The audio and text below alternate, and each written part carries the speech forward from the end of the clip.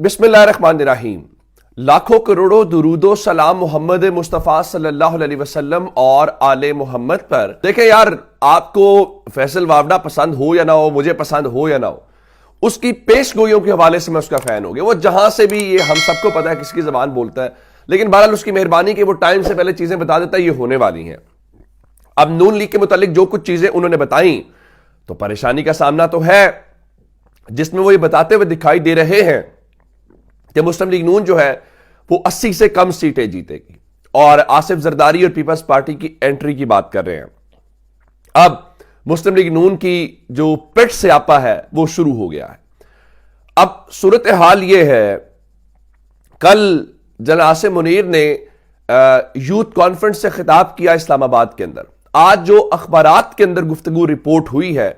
جس میں انہوں نے کہا ہے کہ دیکھیے، الیکٹڈ جو گورنمنٹ ہوتی ہے، بے شک وہ منتخب حکومت ہوتی ہے، لیکن اس کے پاس فری پاس نہیں ہوتا، یعنی اس کے پاس کوئی ایسی چیز نہیں ہوتی وہ جو مرضی کرنا شروع کر دے، یا لامحدود اختیارات اس کے پاس نہیں ہوتے۔ اچھا، اب اس ساری صورتحال کو لے کے مسلم لیگ نون چونکہ بار بار کہہ رہی ہے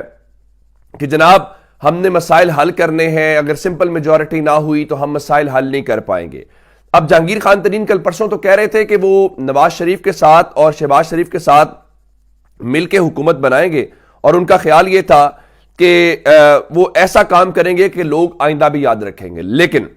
اب انہوں نے یہ کہا کہ 2-3 سال چلنے والی حکومتیں کام نہیں کر سکتی، ایسی حکومت آنی چاہیے جو 5 سال پورے کرے۔ اب اس دوران آرمی چیف کی گفتگو کہ آپ کے پاس کھلی چھوٹ نہیں ہوتی، اور مسلم لیگ نون کے اب جہانگیر خان ترین کو اگر استحکام پاکستان پارٹی سے زیادہ اگر یہ کہا جائے کہ وہ مسلم لیگ نون کے رہنما ہے تو میرے خیال سے غلط نہیں ہوگا، کیونکہ پارٹی بھی ان کے ساتھ الیکشن لڑ رہی ہے اور وہ مسلم لیگ نون کے ساتھ مل کے الیکشن لڑ رہے ہیں۔ یہ نہیں ہو سکتا ایک حلقے میں آپ مل کے الیکشن لڑ رہے ہوں اور دوسرے حلقے میں آپ مخالف ہوں، تو یہ بات سمجھ میں لوگوں کے نہیں آتی۔ دوسری جانب کل جو سروے رات میں نے آپ سے بتایا تھا IPOR والا،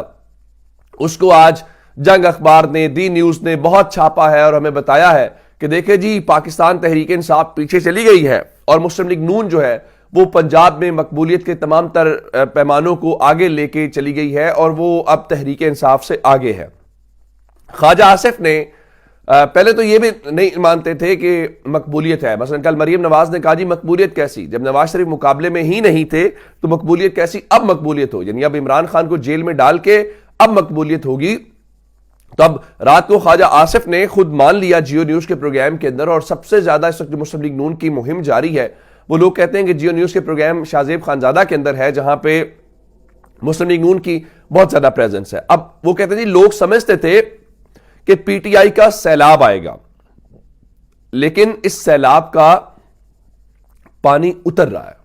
اب اتر رہا کا مطلب یہ ہے کہ دیکھیں جی، تحریک انصاف کی مقبولیت کم ہو رہی ہے۔ دیکھیں، اسی امید کے اوپر عمران خان کو حکومت سے نکالا گیا، اسی امید کے اوپر الیکشنز نہیں ہونے دیے گئے، اسی امید کے اوپر عمران خان کی پارٹی سے بلے کا نشان چھین لیا گیا، ایون اسی امید کے اوپر عمران خان کو جیل میں ڈال دیا گیا، لیکن یہ امید پوری نہیں ہوئی، اور تحریک انصاف کا یہ سیلاب نہیں اترا، یا تحریک انصاف اس طرح سے غیر مقبول جماعت کے طور پہ ہمارے سامنے نہیں آ سکی، بلکہ ہر گزرتے دن کے ساتھ وہ پہلے سے زیادہ مضبوط اور پہلے سے زیادہ مقبول ہوتی ہوئی دکھائی دے رہی ہے۔ دیکھیے، یہ جو لوگ چھوڑ کے جا رہے ہیں، کوئی ادھر سے پریس کانفرنس کر رہے ہیں، اب دیکھیں وہ دانیال عزیز والا میں نے آپ کو بتایا تھا، پھر ایون کل شاید خاقان عباسی کے جو ترجمان ہیں ان کو بلا لیا۔ اگلی خبر سن لیجئے، ڈر یا خوف کتنا ہے۔ جاوید ہاشمی نے چند روز یہ پہلے کہا تھا کہ میں اپنا جو وزن ہے وہ عمران خان کے پلڑے میں ڈالتا ہوں، اور میں عمران خان کے ساتھ ہوں۔ بالکل ٹھیک ہے، ایسا ہی ہونا چاہیے تھا، لیکن آپ اندازہ اس بات سے کریں کہ پاکستان تحریک انصاف نے جو ورکرز کنونشن ملتان میں کیا یا کرنا تھا رات کو، اور وہ جاوید ہاشمی کی رہائش گاہ کے اوپر تھا، جہاں پہ مہر بانو قریشی اور زین قریشی نے شرکت کرنی تھی، اور وہ جاوید ہاشمی جو اپنے آپ کو لیگی بھی کہتے ہیں، رات کو جاوید ہاشمی کی رہائش گاہ کے اوپر چھاپا مارا گیا۔ انہوں نے اس بارے میں ٹویٹ کیا کہ پنجاب پولیس کا رات 1 بجے BCO اہلکاروں نے میری مخدوم رشید کی رہائش گاہ کا محاصرہ کر لیا ہے، اور غیر قانونی طور پر میرے گھر کی چادر چار دیواری کا تقدس پامال کرتے ہوئے بلا وارنٹ اندر داخل ہو گئے ہیں۔ میرے داماد شاہد بہار ہاشمی اور نواسے قاسم ہاشمی کو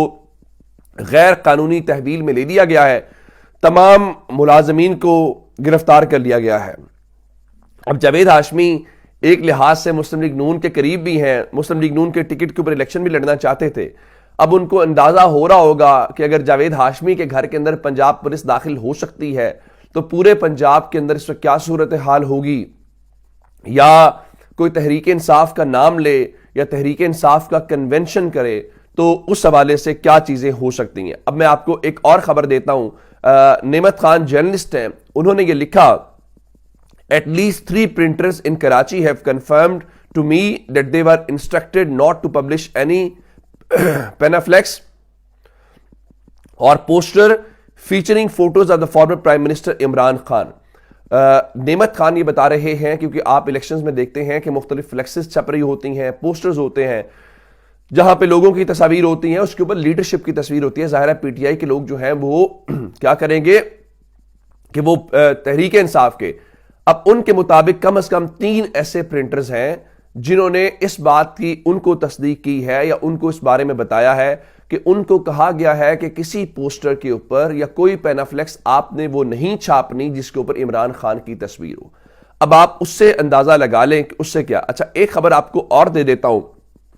کہ ڈر یا خوف کس بات کا ہے اور صورتحال ہے کیا۔ اب عمران خان ہو رہی ہے۔ آپ نے پہلے پابندی لگائی تھی کہ عمران خان کا نام پاکستان کے ٹی وی چینلز یا میڈیا کے اوپر نہیں چلنا چاہیے، عمران خان کی تصویر نہیں چلنی چاہیے، تو کیا اس سے عمران خان ڈسکس نہیں ہو رہا؟ کون سی وہ محفل ہے جس پہ عمران خان ڈسکشن نہیں ہو رہی؟ کون سی وہ سیاسی گیدرنگ ہے؟ کون سی وہ سیاسی گفتگو ہے؟ کہاں پہ ہے؟ تو ہوا اب چونکہ تحریک انصاف سے بلے کا نشان لیے جانے کا ایک خاص مقصد تھا کہ تحریک انصاف کا نام نہ ہو، تحریک انصاف کا ووٹر کنفیوز ہو جائے۔ اب نیا حکم نامہ یہ ہے کہ جو امیدوار ہیں وہ بے شک تحریک انصاف کے ہیں، لیکن ان کو تحریک انصاف کا امیدوار بالکل نہ کہا جائے، ان کو آزاد امیدوار کہا جائے۔ یعنی مثال کے طور کے اوپر لاہور میں اگر سلمان اکرم راجہ صاحب جو ہیں، انہوں نے تو خیر پیٹیشن بھی فائل کی ہے جو سماعت کے لیے منظور بھی ہو گئی ہے، وہ کہتے ہیں مجھے آزاد ڈکلیئر نہ کیا جائے، لکھا جائے میں تحریک انصاف کا ہوں۔ اب وہ ہیں تو تحریک انصاف کے، بے شک ان کے پاس بلے کا نشان نہیں ہے، لطیف کھوسا صاحب ہیں، تو اب میڈیا کیا کرے گا؟ اب میڈیا یہ تاثر قائم کرنے کی کوشش کرے گا کہ آزاد امیدوار سلمان اکرم راجہ، آزاد امیدوار لطیف کھوسا، یعنی ان کو تحریک انصاف سے نہیں جوڑنا، تحریک انصاف کا نام نہیں لینا۔ تحریک انصاف کا نام لیں گے تو لوگ شاید ان کو پھر ووٹ دے دے۔ اب دوسری جانب بائیکاٹ کی خبر کا، اب چونکہ عمران خان بار بار کہہ رہے ہیں کہ ان کے پاس ایک پلان سی ہے اور وہ پلان سی بتائیں گے نہیں اور وہ اینڈ پہ اس کو کریں گے۔ اب کچھ لوگ میڈیا میں بیٹھے ہوئے ہیں،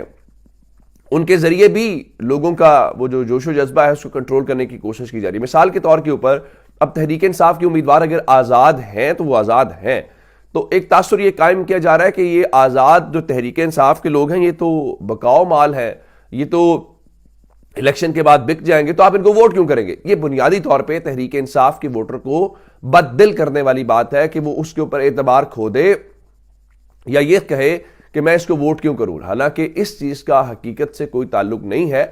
جو لوگ تحریک انصاف کا ووٹ لے کے جائیں گے وہ تحریک انصاف چلیں کچھ درمیان میں چھوڑ بھی گئے، جن لوگوں نے پچھلے تھوڑے عرصے میں تحریک انصاف کو چھوڑا ہے کیا انہوں نے کوئی سیاسی طور پہ کمائی کی ہے یا نقصان کیا ہے؟ تو نقصان ہی کیا ہے تو یہ بھی نقصان کر کے دیکھ لیں گے۔ تو اب کہا یہ جا رہا ہے کہ جی پاکستان تحریک انصاف جو ہے وہ الیکشنز کو متنازع کرنے کے حوالے سے الیکشن کا بائیکاٹ کر دے، اس کا بہت کبھی امکان ہے، اور عمران خان نے چونکہ باہر نہیں آنا تو انہیں باہر سے بھی یہی ہدایات دی جا رہی ہیں، ان کا باہر رابطہ ہے، ایسے ہی آرٹیکلز نہیں چھپ رہے، ابھی اور بھی آرٹیکل آئیں گے۔ حسن ایوب کا یہ دعویٰ تھا۔ دیکھیے عمران خان نے گزشتہ روز بھی جب صحافیوں سے گفتگو کی ہے تو وہ ایک ہی کہہ رہے تھے کہ میری اب بھی ایک ہی ڈیل ہے، اور وہ ڈیل یہ ہے کہ صاف شفاف الیکشنز کروائے جائیں، اس کے علاوہ کوئی اور راستہ یا کوئی اور طریقہ نہیں ہے جس سے مسئلے کا حل نکل سکتا ہو۔ اور عمران خان کو جب یہ بھی پتا ہو کہ مجھے اور میری جماعت کو الیکشن نہیں لڑنے دیا جا رہا، تو عمران خان اگر اس کے باوجود بھی یہ کہہ رہا ہے کہ آپ الیکشنز کروائیں اور الیکشنز ہیں، تو پھر آپ کو مان لینا چاہیے کہ عمران خان کی اس میں کیا بدنیتی ہے یا عمران خان نیک نیتی کے ساتھ اس مسئلے کا حل چاہتے ہیں۔ ایک خبر اور اسلام آباد ہائی کورٹ سے آئی ہے، جہاں پہ نکاح کیس کے حوالے سے آج کے دن تک اس میں سٹے آرڈر تھا، اور عمران خان اور بشرا بی بی والا یہ جو معاملہ ہے، تو اسلام آباد ہائی کورٹ نے اس کیس کی کارروائی کے حوالے سے حکم امتناع میں 31 جنوری تک جو ہے وہ توسیع کر دی ہے۔ اچھا، اس کے بعد عمران ریاض بھائی کی بات کریں تو عمران ریاض جو ہیں وہ عمرے کی ادائیگی کے لیے سعودی عرب جانا چاہتے تھے۔ دیکھیے، کوئی سیر سپاٹے پہ تو نہیں جا رہے تھے، یہ تو نیک کام ہے اللہ کے گھر میں حاضری دینا، لیکن ان کو ایئرپورٹ کے اوپر روک دیا گیا کہ آپ عمرہ ادا کرنے بھی نہیں جا سکتے۔ شاکر محمود آوان صاحب جو ہیں جرنلسٹ ہیں، ہم نیوز کے ساتھ منسلک ہیں، انہوں نے اس بارے میں اس خبر کی تصدیق کی ہے۔ اب کیوں نہیں جا سکتے؟ اس لیے نہیں جا سکتے کہ وہ جی آپ کے نام جو ہیں وہ سٹاپ لسٹ میں شامل ہیں۔ اس قسم کی صورتحال ہم نے پہلے بھی دیکھی، اور اس میں صدیق جان کا نام تھا۔ تو اب گو کہ انہوں نے لاہور ہائی کورٹ سے رجوع تو کر لیا ہے، لیکن اب میں آپ کو ایک اور خبر دینا چاہتا ہوں۔ وہ جو جوڈیشری کے حوالے سے ایک جی آئی ٹی بنائی گئی ہے، تو اس جی آئی ٹی میں کچھ یوٹیوب کے لوگ ہیں،